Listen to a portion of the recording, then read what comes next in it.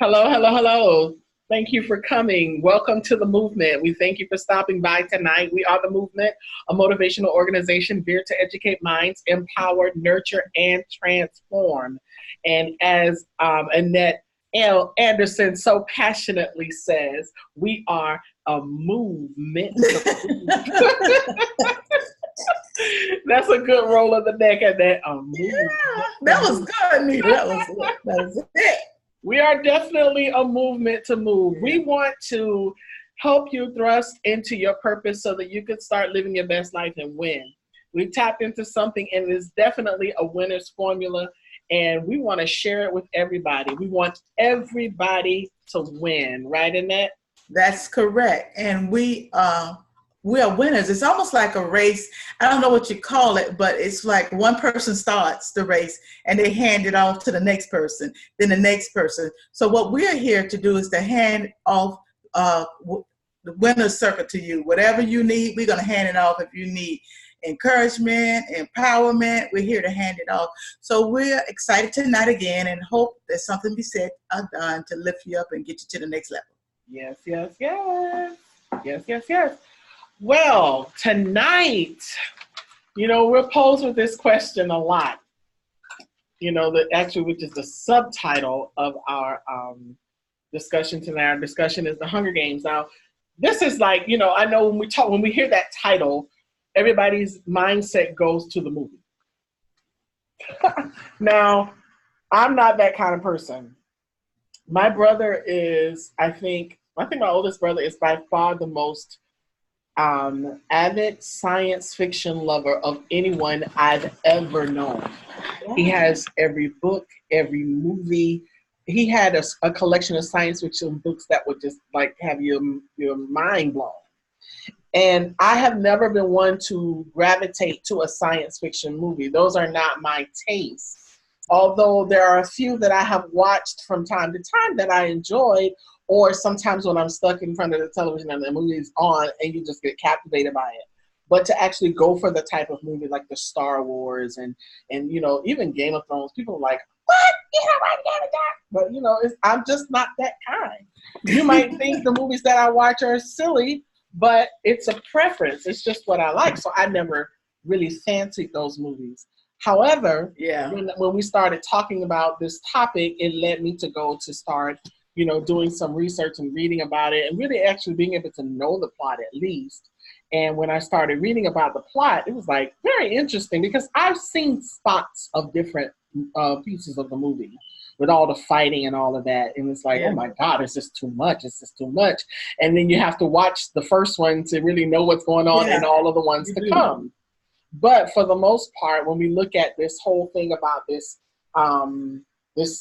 capital of North America after what was supposed to have been an apocalypse that had happened, there were 12 districts that were forced to choose one male and one female between the ages of like 12 and 18, I think it was, to fight in this fight that was televised, and they would have to fight to the bitter end until someone was dead. Mm-hmm. And in this whole, it was like up to them to keep, they had to, everybody was fighting to stay alive because, it was up to them to, it was going to be determined. One of y'all is going to be left standing, everybody else is going to die. Yeah. And it was an interesting twist of the love story and all of that factored in. So it's like, how you put love and violence all up in together?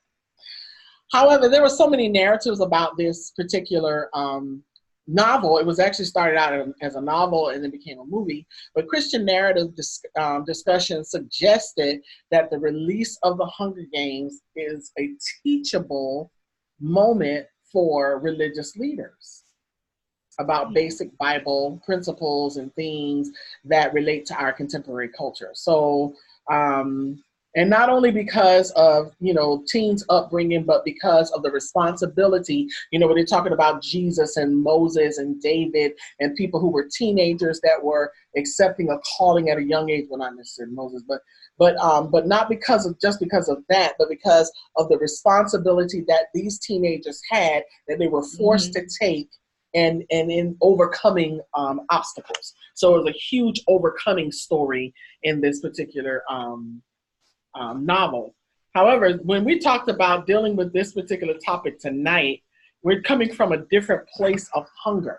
And, you know, when you want something really, really, really bad, and I hear people say all the time, and people say it without even putting any validity to it. Oh, I'm hungry. I'm hungry. You know, and it's a big saying in the music industry. I hear it more in the music industry than I hear it anywhere else.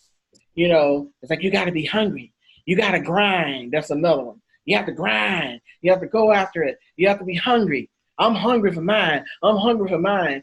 And a lot of times we don't, you know, we're tapping into this particular discussion, not really 100% defining what we mean by that. And it caused me to think. I was like, what is going on here? So I'm going to bring us into the PowerPoint presentation. I'm going to share our screen with you. And we're going to start having this discussion, because this will make you check yourself. It'll make you check yourself in a big way. So our topic tonight, the Hunger Games. Boom, boom, boom. And the question is, how bad do you want it? Now, when we talk about this, a lot of us will say, oh, I want it bad. I want it bad. But I want to pose this question to all of you, and I want you to answer in the chat box. You know, give me in like a few words to describe how bad you want it. You can if you can describe it in one word, that's perfect. But if you can give me just a couple of words to describe your hunger pains that you're feeling for your purpose, for whatever it is that you feel like you're supposed to be doing, I want you to give me that. I want to talk about that. I want us to like express that. Like if you want it, like some people say that their hunger pains are past hunger.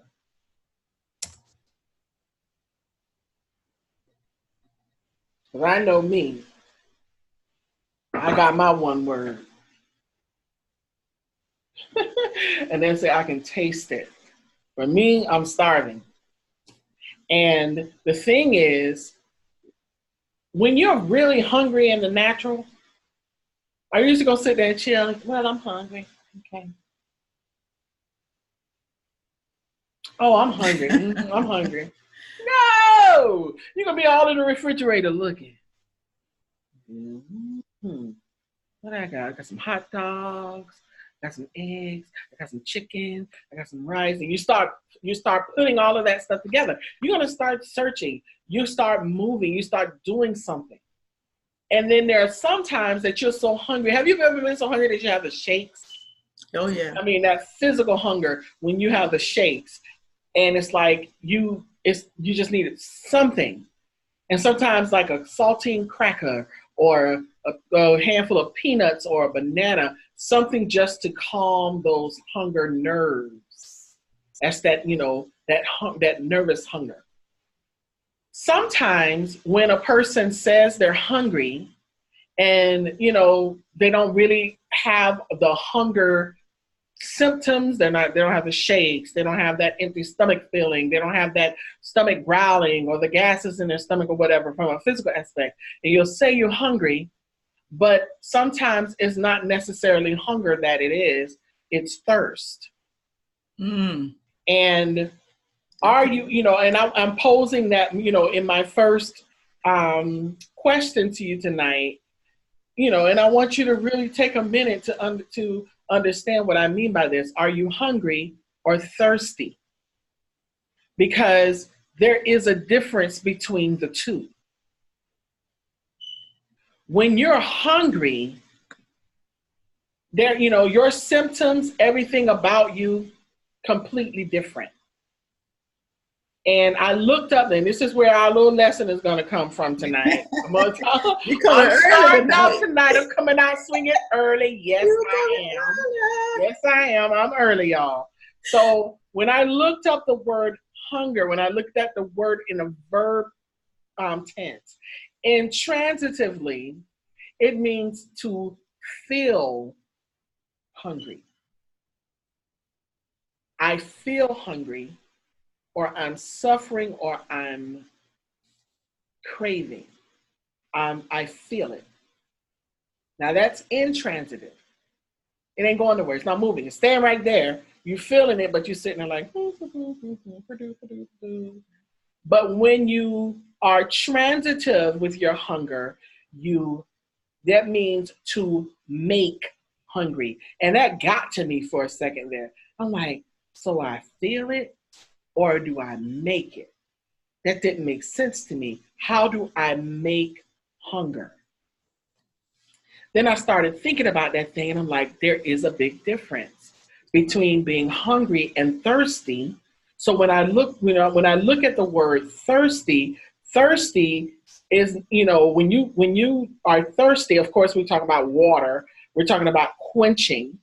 But when I look at the word to thirst, it means to feel thirsty or to crave vehemently and urgently your thirst. You're going to crave vehemently. Now, when you feel it, you may not move. That's intransitive. But when you craving vehemently, you're going to go after that with all counts. Wow. Now, there's a difference between hunger and thirst when it comes to the things that we're trying to do. When you are hungry, you make something happen.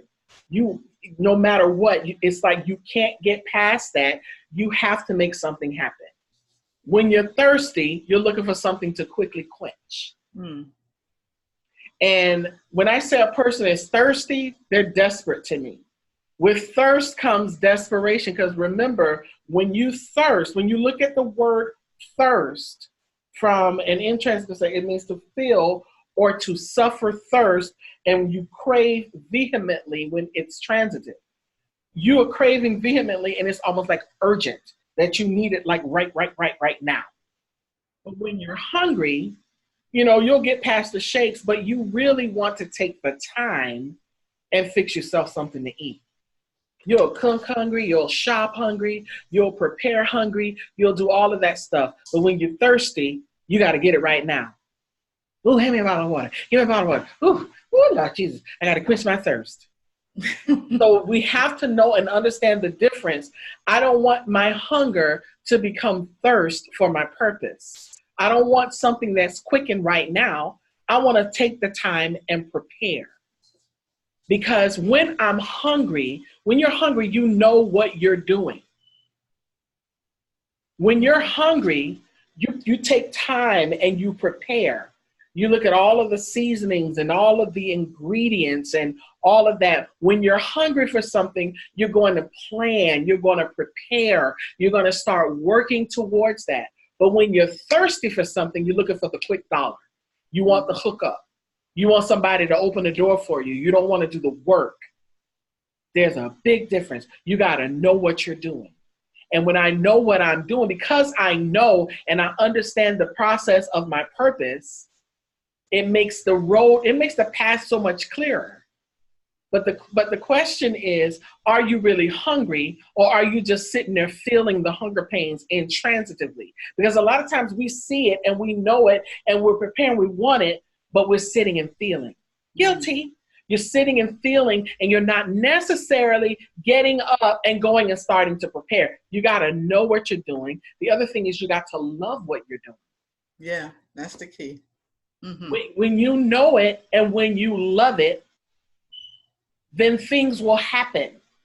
When of course, when you come home with your little baby from the hospital, those of you who are mothers, when you came home with that baby, you got to know every whimper, every cry.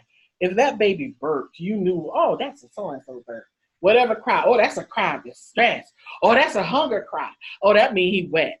And it's something about that, how a mother will know the sound of the cry as to what is wrong with your baby, because your baby can't talk to you. And it's because you love that baby so much that you are sensitive to everything that it takes or everything that it needs. So when you know what you're doing for your purpose and you love it, you become sensitive to every move. So your hunger will cause you to move cautiously. And then the other thing that you have to do is you have to believe it. You have to believe in what you're doing. Hunger puts you right there. Thirst, you skip over all of that because you want the quick outcome. Or you want to do it to rub it in somebody's face. I can't stand somebody who's thirsty coming to me for anything. I'll work with somebody who's hungry before I ever work with someone who's thirsty. I can sense a thirsty person a mile away. When they come to me for vocals, I can tell who's hungry versus who's thirsty. And thirsty people, I don't want them around me. Hungry people, I will work with because I know that you're going to take the time and make sure that your plate is just right. Because you know and you love and you believe. That's a big difference. So you have to ask yourself that question. Are you hungry or are you thirsty? Which one is it? Yeah. Well, we have to learn how to catch on fire. You know, we have a vision or dream, and we talk about it and talk about it and talk about it. But when we're going to ignite it, when we're going to really start moving and getting excited about what's going on. So if not now, then when? Mm-hmm. That's the first point. We can talk about it and talk about it, and we're going to do it. And girl, God told me this. But when, if not now, then when? When will you walk out on your vision? When will you walk out on your dream? When will you get excited about what you've been called to do? When you catch on fire, that's what catch on fire means, that you're getting excited about what you've been called to do, or what you believe that your responsibility, what you believe is your dream or your vision. And so we have to learn how to catch on fire. Now, we talk about this. We've talked about this quite often. We prayed a whole year. Mm-hmm. And if the truth be told, if it had not been for one of our members saying, hey, okay, let's step out, we'd have still been somewhere speaking in tongues. You know, and there's nothing wrong with that. But at some point, everything that you prayed about, you got to walk out on it. You know, we want to talk about Peter. They like, oh, Peter walked out. And he said, but one thing about Peter, he did walk out. See, the problem is none of y'all will ever say, because you're not going to get off the boat. Mm-hmm. And Peter, I believe he had enough faith to believe that even if I do sing, God's going to catch me. Mm-hmm. So when the last time you had that kind of faith? So if not now, then when? Ask yourself, that's something you need to ponder on. That thing that's been in the back of your mind for years and years. Like this organization, it was in the back of, well, I guess 10 years, 15 years. Yeah. Before I came on the scene, it was in somebody's mind. So you need to take it out your mind now. Don't stop waiting. Step out and do it. And then also, are you willing to sacrifice? Are you willing to give? Sacrifice simply means to give up something to get something. It means that you got to devote yourself and be committed and dedicated. It means that you may have to relinquish some things. It means you may have to walk away from some people, you know, because a lot of times people don't understand what you're trying to do. And even in my own little walk in life, I've had people, as long as it seems like I wasn't going anywhere, I was their best bud. But in the moment, it seemed like maybe I was taking a turn, you know, certain people, they're still in my life, but not like they were before. So sometimes it calls for sacrifice. And then you have to evoke your imagination. You have to stir up and conjure up and bring forth and be creative. And you got to dream and you got to have vision. You got to evoke it. So evoke it simply means to stir up. You know, about to stir up that gift that's on the inside of you. Make it more than an imagination. Everything starts in the mind and the heart. But when are you going to take that thing and get it out of your head? Put it on paper, get it out your head and see it come to life. With our book, both of us wrote a book. When Nita put hers out, I was like, oh, I was so scared. I said, oh my God. I like, she got her book. But there was something on the inside. It was stirring up. It stirred up that gift on the inside of me, and it caused me to go forth. But I was scared. It took me almost a month after she did it, and the book was ready, y'all. It wasn't no excuse. I ain't had no excuse. But I know once I put myself out there, then this thing became real. But, you know, if I had never evoked my imagination and stirred up that gift and conjured up, my book and other things that we've been doing would not have come forth. Right. And so you also need to strike a match. And I was looking at a box of matches. What they do is they open the box and they take the match, and you have to take the match and you really have to press the match down on the box, and then you have to move it, strike it, move it. Sometimes press real hard to really get it to ignite. And sometimes when you're trying to walk this thing out, it may mean a little pressure. It may mean it'll cause you to seem like something is dragging, look like things are going wrong, like it won't ignite.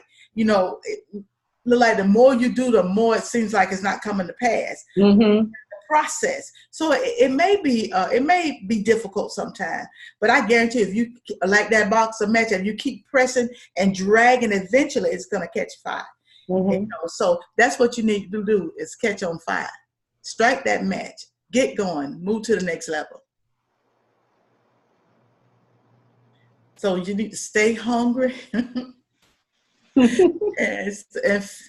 feast on your success. So often we'll have success in one area, and we think we've made it. So true.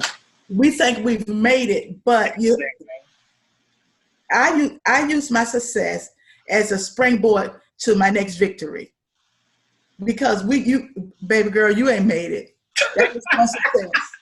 Because the moment you start patting yourself on the back, you lose your job. Okay. Or you get sick, or something didn't go right. Or your husband acting crazy. Your children, you got acting a fool. So you just cannot be so caught up in success. So stay hungry. You feast on success. Yeah, you're excited about it, but you still got to keep eating. I mean, I ate earlier today, but when I get off this computer, I'm gonna eat again. So what I'm saying. So you have to stay hungry. You got to keep doing it, because if you don't, oh my gosh, you'll never get to the next place. Okay, we wrote a book. Okay, the book out. All right, so it's time for the next thing. Oh, that was good. Clap. Good job, Nita. Okay, time to go to the next level. So your lack of ambition can starve your success. You got to be ambitious. You got to, ambitious mean a strong drive. You got to keep going, because if you don't be ambitious, your success will die from hunger, because it's out there. But you got to keep going, because I did this, but I got to keep going. So what's next? Okay, so I've done this here. What's next? And what also, let me throw this in. You have to do more than one thing. You know how we do one little thing, like, okay, got that out the way. No, baby, sometimes you got to do one thing on top of another thing on top of another thing, and keep it moving. Be ambitious and be excited, because this walk can be difficult. And if you don't keep moving, you'll get to the point like, I wasn't going to make it. I already know I wasn't going to do it anyway. And it gets tough too. It gets so tough that we start believing that foolishness. Mm-hmm. Mm-hmm. You do, because that's so true. What have happened? You starved your success, because you rolled out that success. You done rolled it out, but it's time. Well, book. I mean, don't get me wrong. I hope I want to sell lots and lots of books, but I can't. That's not all I've been called to do. So I can't stop at the book. I got to, we got to do some. There's some other things, there's some other things we got lined up, and hopefully by the end of the year we'll be able to put out some other product and some other product. Mm-hmm. And also, don't allow your hunger pains. Hunger pains are necessary for your growth. There's going to be pain along the way, y'all. There's going to be some difficulties. There's going to be some things that you planned and you thought you were going to make it. There's some things we thought we would be doing by now. We'd be making some thousands and thousands of dollars, okay? Because we got some good product, but there's some hunger pains. There's along the way, there's some things that can really be difficult. But you have to understand that you got to stay hungry. Because even though you have the hunger pains, if you have hunger pains, if you're smart, you'll go get something to eat and quench that. And so that's why you got to stay on this road. There's going to be some hunger pains, but you got to know it's temporary, and you got to keep moving. And you have to learn to consume unlimited possibilities. There are so many possibilities out there. You cannot be so caught up in doing one thing one way. I told Sharon, she's a cook. I said, well, yeah, Sharon, you can't cook, but you decorate tables. Hey, decorate your table. Take pictures of that. I said, well, okay. Right now, maybe you can't cook like you want to. Well, cook a couple of meals and take pictures of it and put it on Facebook. Let people see. So you have to know there's unlimited possibility. You just cannot stay, I'm a cook and that's all I'm going to do is cook. No, maybe God called you to cook, but maybe he called you to teach somebody else to do what you're doing.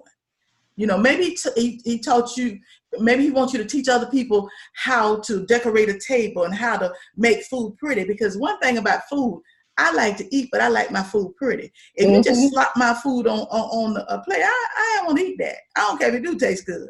So there are so many possibilities. So learn how to consume and to eat every possibility. Go online, see what somebody else is doing. You don't have to do it like they do it, but they will give you ideas. So that's how you stay hungry, because you're searching, you're looking. You say, man, what can I do to make this thing better? But finally, break up your big dreams into small goals. We have a big dream. It's massive. We want to go to the nations, but we can't go to the nations yet because we still got to, we got to take care of home, take care of our community, take care of our state, take care of our city. So there's nothing wrong with having a big dream, but you have to sometimes take that thing and break it down. Eventually, trust me, we will go to the nation. But while we're on the way to the nation, we want to take care of our homes, our communities. We want to make sure we're on here every Wednesday sharing with the ladies who and the gentlemen who are on here and the people who will see it later. So don't be discouraged because your big dream has not came to pass. Stay hungry. Break that thing up. And I guarantee you, if you break up that big dream into small goals, before you know it and look up, you'll have that big dream. Stay hungry and feast on your success. It's coming, but you got to stay hungry. You got to keep feeding yourself. One dream after another dream after another dream. Exactly. And then, Annette, sometimes that's what we don't realize, because when things get to a stall, when it starts to stall, because I think what happens, like we're looking up now and we're 5 months before 5 months left in a whole decade. Yeah. And if some of us will actually look at our lives according to a decade, did you do everything in the decade that you set out to do? Probably more than likely, most of us not. No. But instead of looking back at what you didn't accomplish, pick up the pieces and look forward to the decade coming and prepare so that you get the most out of it. It's almost, for me, it's like a burst of energy that I feel coming with 2020, because now I get to do a new decade. I don't know if that makes sense to somebody else, but I'm excited about another decade. It's like, wow, and I'm still here, which means that there's still some stuff that I've got to do. There's still a whole lot of purpose. So sometimes it's hard, but you do have to stay hungry, because you're going to have the pains, you're going to have the issues. But when you break up those big dreams into small goals and start chipping away, little by little, you'll start to see everything start to pile up. Yeah. Because once you break it up into small goals and you start unpacking, you'll realize that one big dream had about 20 other dreams packed down in it. Yeah, exactly. But a lot of times we stop at that one thing. We'll stop and say, well, it's just too much, Well, it was okay. I had a good run with me and my little old thing. Remember you said your little old, me and my little old thing. It was a good run. It was, there was a few people that showed up and were blessed, and God got the glory. No, there's so much more to it. Keep moving and don't, I used to say, despise not humble beginnings. Yes. Keep moving and start chipping away at those big goals and start pulling apart and putting together that revenue wheel and figuring out how many things can come out of this one idea. Yeah.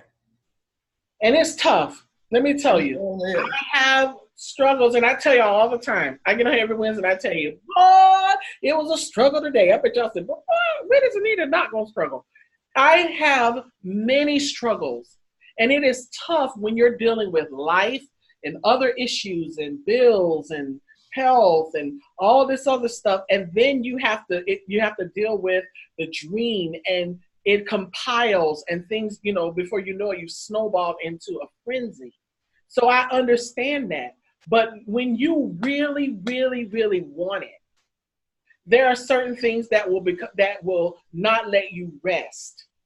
And a lot of days, you may have days, sometimes weeks, that you have to encourage yourself, that you have to pull yourself up out of bed and say, tomorrow's going to be a better day. Today's going to be a better day. Don't worry about it. You might have sat there and drifted off into space today, but don't worry, because tomorrow's a new day.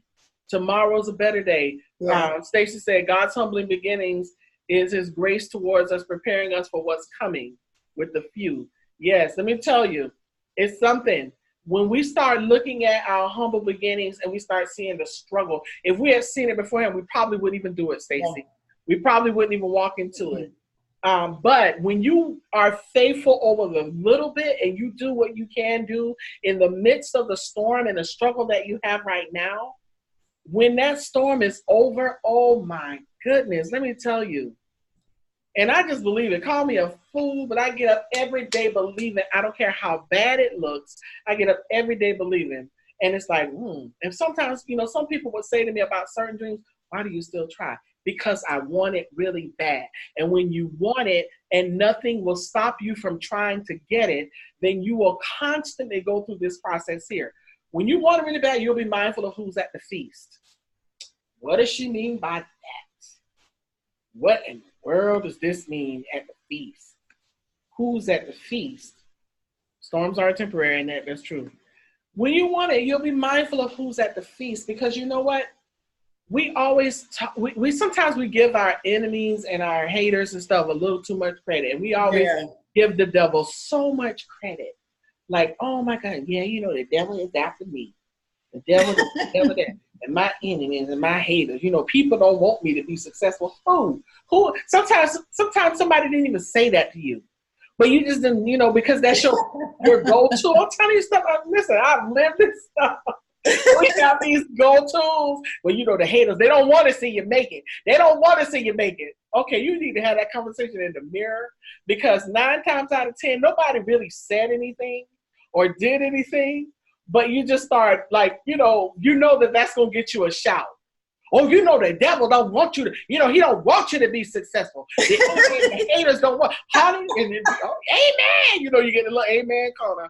But at the end of the day, when you take inventory, have there really been like just a sea, a mountain of people just holding back your dream, or you call it your little old? Has there really been? And 9 times out of 10, the way is clear. You got all this room, and ain't nobody to the left, ain't nobody to the right, nobody in front of you. But we're afraid, and fear will put all of that junk in our mind. But when you really want it, you'll be mindful of who's at the feast, because we have covenant and promise. Now, I love God. I'm a bona fide Christian to the bone. And I believe what his word says.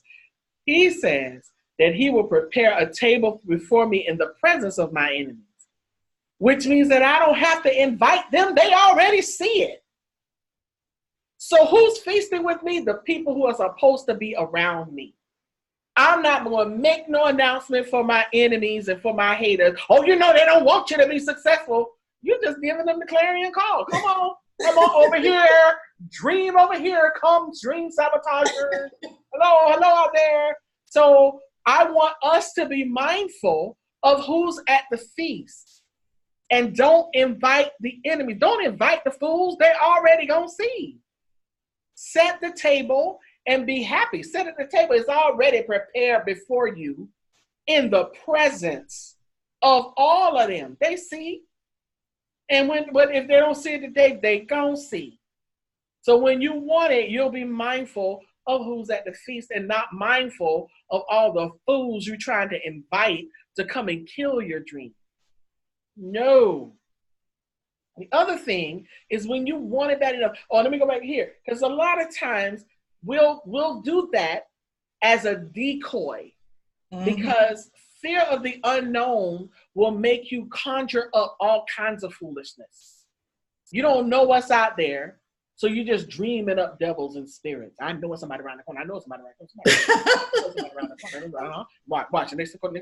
It ain't gonna be this corner, but it's gonna be next corner. I know it might not have been that one or the two behind that one, but it's gonna be the next one. Watch. Constantly waiting and conjuring up. Get that chatter out of your mind. Be mindful of who's already who's supposed to be there. Don't be worried about all of the stuff that you think might come, and start working up that stuff. The other thing is you will become purpose driven. When you really want it, that drive comes from, it's almost like it comes from out of nowhere. I remember when I first started on my quest, I started out in this same room with a bunch of Post-its on the wall behind me. There's a wall behind this curtain. There's a closet door. And it was like about 10 Post-its back there. And those Post-its stayed up when every time I got down to another portion of my book or my planning. And I still got about 3 or 4 that are behind that curtain. But when I first started, because when you're purpose driven, what happens is that you filter out what doesn't belong and you focus on the work. You focus on the task, you focus on the endeavors, and that alone will make you so much better. You're selective. You're selective and you're direct about your approach. But purpose driving is not something that that you how can I say this? So when you're purpose driven, you're not going to waste time. It's not something that you're going to stall. I put it that way. It's not something that you're going to stall and that you're going to think and ponder. Well, hold up. Let me think about this for a minute. Let me pray about it. Well, I haven't done it yet because I'm praying about it. How long are you going to pray about it? Like Annette said, if one of us would not have said, let's start on the blah, blah, blah day, then nothing would have happened. Mm-hmm. And sometimes you'll have people in your camp who are there when you're planning that won't be there when you actually move. Because just because somebody says it doesn't mean that it's in their mind to do it. But the people who are really, when you're really focused and purpose driven, no matter what, you are going to take the leap. Yeah. That drive for purpose is something else. It will definitely make the path brighter. And when that happens, it becomes vividly clear. When you want it bad enough, determination and commitment to your goal is clear. It's crystal clear in everything. And it's evident to not only to you, but to everyone around you. They'll start to see things differently. They'll start to see you moving and working and say, I wonder what Stacy doing. What's Yolanda up to? Wow, have you seen LaShavia lately? That's crazy. You start sharing posts on Facebook? Ooh, child. I didn't know Annette wrote a book. They start seeing stuff. It becomes vividly evident to everybody, and you're serious and you're proud every day. So much so that it's not a boastful pride, but you're proud to the point that you are you're serious and you want everybody around you to feel the way you feel. And if you could give them that feeling like a coat, you would. Because that kind of when you're proud like that, you're inspiring other people. And when people see that and it's evident, they're like, wow, that girl is a force to be reckoned with. He is a force to be reckoned with. There's something to that. And it's a reward when it's so evident. And when people notice that and you start to see the results, those are the things that make you feel rewarded and you have progress and growth. Because now that's that fire. When she says you got to light the match, you have to strike the match, that fire is burning on the inside. When you really want it, you'll be mindful of who's at the feast, and you won't be worried about who's with you and who's not with you. You'll become purpose-driven, and it will become vividly evident. And when you really do, now this is something that we don't do, you will sow. I'm like, she spelled that wrong. She spelled that wrong. No, I didn't. I didn't spell it wrong. Stay with me. Because when you sow SOW into your life with your time, your talents, your money, your resources, and all of that, you mend together your purpose. It becomes, in the beginning, it might be in shambles, but then all of that stuff comes together. Everything comes together and it's like a quilt. I used to love my grandmother made quilts, and there was one particular quilt. I wish I would have known the value of what I had at the time. She had this quilt that I took it after, I think it was like either shortly after she died. I had that quilt. That thing looked like somebody dragged it through the street and bleached about 5 times by the time I got through with it. But when she would sit down and sew together little patches of cloth and made a quilt, it was a little throw that she would throw over her legs. And when my mom, when we started taking care of her, somebody had given my sister one, and we would throw one over her legs, similar to the one that I used to have of my grandmother's. But she took all of these different patches and pieces of cloth and would sew them together and make a quilt. And that's what we have to do with our purpose, because a lot of our dreams and stuff, it might be in shambles now and we don't know what to do. We have to start putting stuff together and categorizing it and start mending it and sewing it together. And in that, I acronymed it because I didn't even realize that this was like that. I didn't until I started putting together the PowerPoint presentation about an hour ago, because I was going there into this. This was going to be my last point, but it is our motto. When you will show up, you will engage, and you will win. When you really want it, you will sow. Oh, I feel that in every fiber of my being. And I was not meaning to make this an acronym tonight. I wasn't. I was going to put, you will show up, you'll get, you'll win. And I looked at that and I was like, oh my goodness. It's like a quilt. It's like a garment that's in many pieces. But when you pull that thing together and you're determined and you love it and you want to have it, you believe it, and you strike the match and you keep that fire burning and you learn to consume unlimited possibilities and you break up the big dreams in small pieces and you pull it all together and you start putting it together. You're purpose driven, you're believing, and everything is becoming evident. And the more you put those pieces of cloth together, it becomes more and more evident to everyone else and even you that the dream that you saw of that quilt from the very beginning is more beautiful than it looked when you first saw it. But you don't start seeing it come together until you show up, engage, and win. You will never see the quilt. And I don't know about you, but I want to see the quilt. Type that in. I want to see the quilt. My computer's acting up so bad. It's like making stuff stick together. I can't even type the thing in on my thing. I want to see the quilt. I want to see the quilt. Because here's the thing.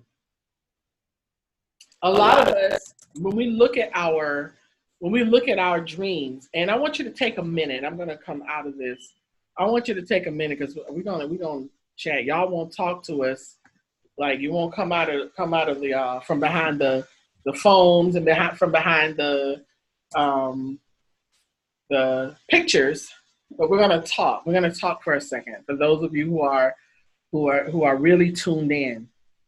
When you look at your purpose and you look at your dream, like even right now, the things that you may have set out to do last year, and by this time this year, like you still may have 1 or 2 things that you've actually done. How much of that, can you honestly say how much of those things, when you think about your list, get your list in your mind. In 2019, I'm gonna lose all this weight, and then I'm gonna do this, and I'm gonna do that, and I'm gonna save my money, and I'm gonna buy me a new car, and I'm gonna do, like we say some stuff. So when you look at the stuff and that you vow to yourself, because I'm not really a resolution kind of person, but I set goals. I start working towards the end of the year to plan for the following year. And I have to do that in the music industry because the fourth quarter, nobody's really doing anything. Anybody they're signing right now, they've already seen. So there are certain things that are just not going to happen right now. But when I start seeing 2020 approach, I've got some big things that I want to happen in 2020. So I start looking at it and I'm like, how am I going to make this happen? But when you look at what you had on your list last year, be honest with yourself and say, how much of that did you actually pursue? It's maybe one or two. And out of the things that you didn't, was it because you couldn't or because you just didn't? Answer that. I want to see what you say. Either you couldn't or you just didn't.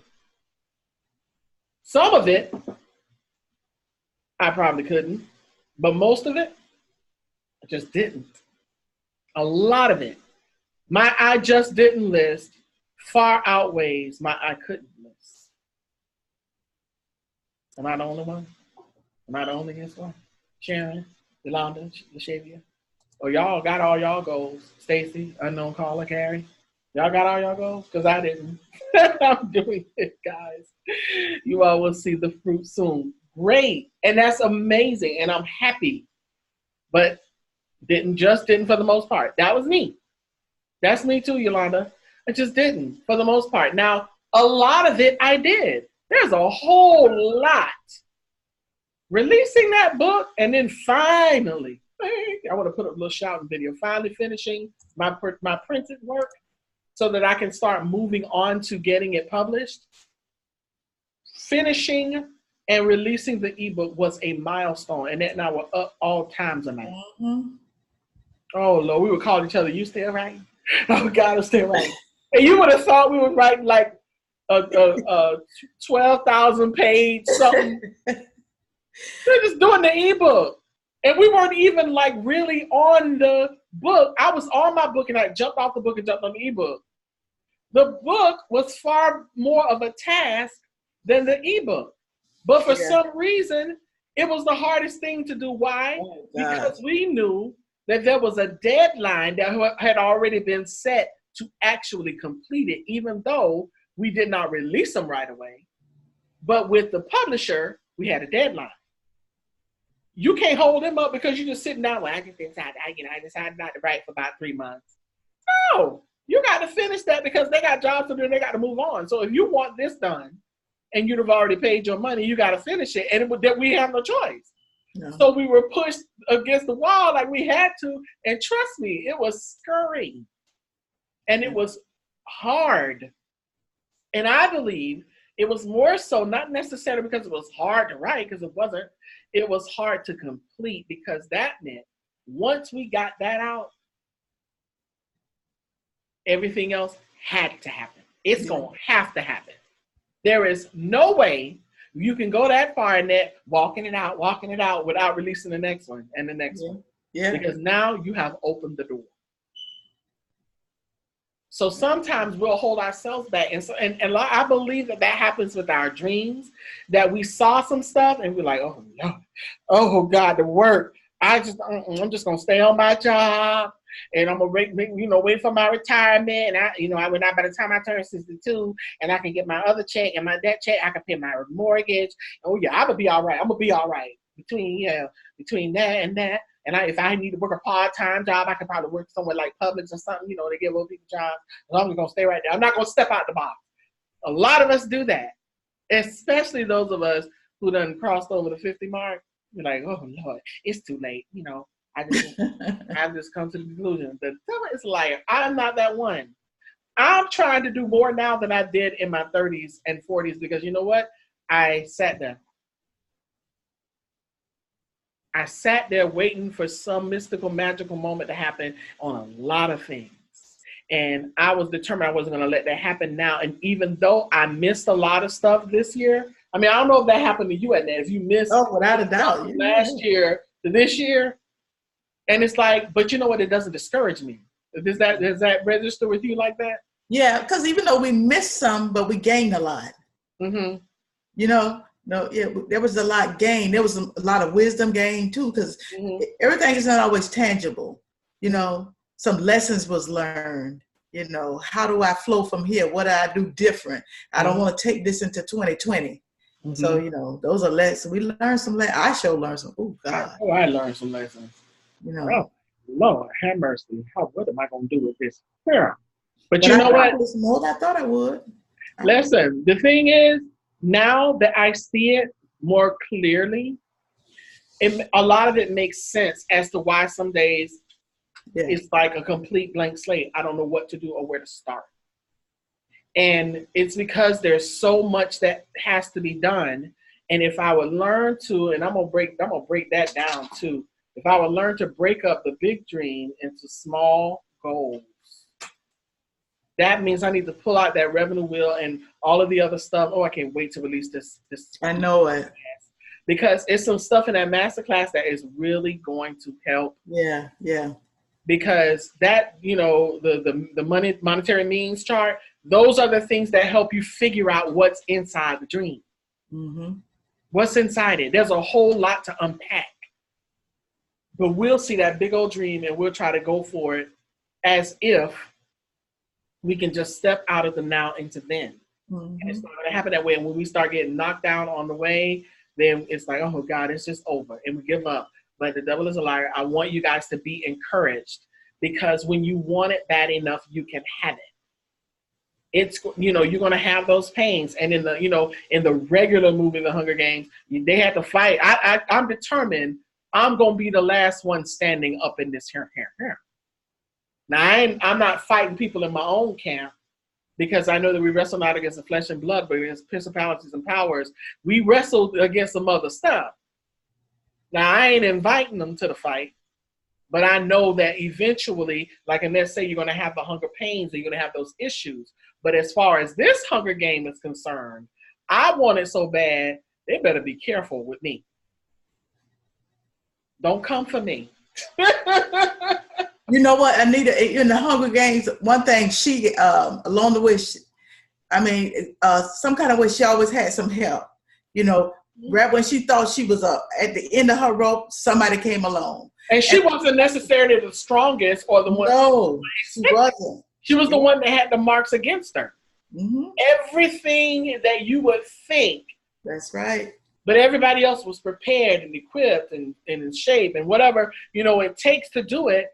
But then here it is that God calls the foolish things of this world to confound God.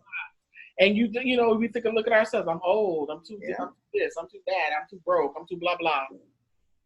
Yeah. But along the way, like you said, Annette, there comes help. Because God's always got a ram in the bush, and we can't see what He's doing, and we're not supposed to know all of what He's doing. But if we would just be obedient and have the faith and walk, and just keep it moving, then a whole lot of things can happen. But we give up. Right, we give up so close to the finish line. And I bet you a lot of the stuff, when you look on that list later, LaShavia and Yolanda and Sharon, and when we look over those lists later tonight, we will, if God will show us, we sometimes we may have been 1 centimeter from the finish line of the goal of completing whatever those things were that we didn't even try. Mm-hmm. But fear and doubt set in, and we didn't believe, we didn't love it enough to fight. When you really want it bad enough, things will happen. You got to come out of an intransitive state of hunger, and you got to make hunger. Okay, I'm going to eat this right now. Like Annette said, she ate earlier, but she already said, but I'm going to eat again. Woo! I had to preach right there. She just made hunger before the hunger came. If I had a little shouting video, all right, good people. Well, I hope this was a blessing to you. And if anybody wants to talk, you already know from the very beginning, you all could gladly open up your line. You could unmute yourself on your phone. Somebody's called in. You can do whatever. You can say something if you want to say something. All you have to do is unmute yourself. I don't have it locked. But as I already know, the folk that on here, the people who would talk, one of them already hung up. She had to go, which was Stacy. And a couple of other people who normally would talk, they're not on here. LaShavia, we finally get hello every now and then in the beginning. And we got a picture. Yolanda, she might come on and smile and let the baby sing. And Sharon's over praying. So we know our people, and we know that ain't nobody going to say nothing. I see you, LaShaya. So you all have a good evening. We thank you for coming, and I'm going to stop the recording. We thank